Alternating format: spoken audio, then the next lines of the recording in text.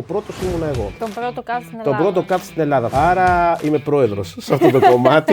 Θέλω να μου πεις πώς ξεκίνησαν όλα. Πριν 29 χρόνια, πώς ήταν ο κλάδος εγκατάστασης κουρτινών στην Ελλάδα? Ο κλάδος εγκατάστασης κουρτινών ήταν ανύπαρκτος. Ξεκινήσαμε το 1999, μόλις απολύθηκα από φαντάρος. Μπήκα σε μια πολύ μεγάλη εταιρεία, τη Β' Αλυζιώτη στην Αγία Παρασκευή. Πολύ δυνατή εταιρεία τότε. Πρωτοπόρος ο κύριος Αλυζιώτης. Με γνώρισε, με έβαλε μέσα στο κομμάτι των μηχανισμών. Φτιάχναμε κουρτινομηχανισμούς, ρόμαν, πακέτα εδώ πέρα που τα λέμε στη Θεσσαλονίκη, σιδηροδρόμους, ό,τι έχει σχέση με τη σκίαση. Έτσι είδε κάτι σε μένα και άρχισε να με βγάζει έξω για να κάνω τοποθετήσεις στα σπίτια. Τότε εκεί την εποχή δεν υπήρχαν πολλοί τοποθετητές, ήταν ελάχιστοι και αυτοί που υπήρχαν δεν ήταν καν δηλωμένοι. Ήταν δηλαδή σαν δεύτερη εργασία για συμπλήρωμα. Εγώ βγήκα έξω, το έκανα πιο επαγγελματικά, ο κόσμος με αγάπησε, ζητάγαν συνέχεια τον Ιορδάνη θέλουμε στα σπίτια μας και έτσι αποφάσισα να την κάνω αυτή τη δουλειά μετά από 2-3 χρόνια μόνος μου και έπρεπε να κάνω μια έναρξη. Αυτή η έναρξη δεν υπήρχε καν σαν ΚΑΒ. Ευτυχώς με βοήθησε ο κύριος Μανούσος Ντουκάκης, λέω ονόματα γιατί είναι πολύ δυνατά ονόματα. Ο Μανούσος Ντουκάκης ήταν πρόεδρος Φοροτεχνικών Ελλάδος τότε και μαζί με ένα συνεργάτη του, τον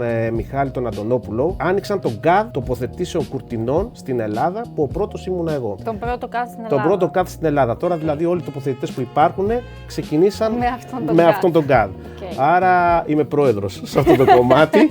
Είμαι πρόεδρος. Πιστεύω τα πήγαμε τώρα 29 χρόνια πάρα πολύ καλά. Ήμουνα στην Αθήνα μέχρι το 2010-11. Μετά την κρίση ανέβηκα Θεσσαλονίκη επάνω γιατί εκτός από τη δουλειά που ήρθα εδώ πέρα να ξαναξεκινήσω υπήρχε και ένα πρόσωπο σαν ερωτικός μετανάστης. Ξεκίνησα πάλι εδώ πέρα. Δύσκολα χρόνια πάλι εδώ. Ξαναβγήκαμε στην αγορά, ξανακάναμε τοποθετήσεις. Μας αγάπησε και ο κόσμος εδώ στη Θεσσαλονίκη. Ήδη ένα κομμάτι μας είχε αγαπήσει, γι' αυτό ήρθαμε. Τώρα μας έχουν μάθει όλοι σαν Art of Decoration. Έχουμε τα δικά μας ταραφεία, τα δικά μας συνεργεία τοποθετήσεων. Κάνουμε δειγματισμούς σε όλη την Ελλάδα. Έχουμε κάνει πάρα πολλά έργα. Είμαστε καλά, συνεχίζουμε, έχουμε υγεία και πάμε καλά.